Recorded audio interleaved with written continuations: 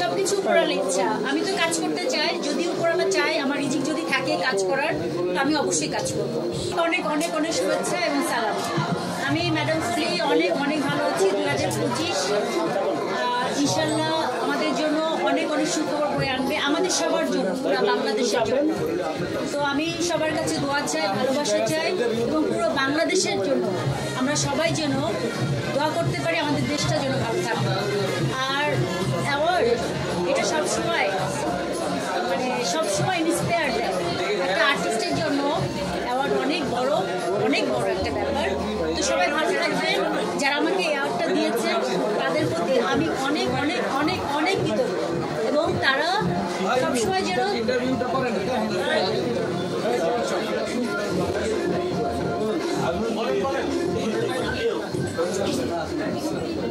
বলেন শুরু করেন।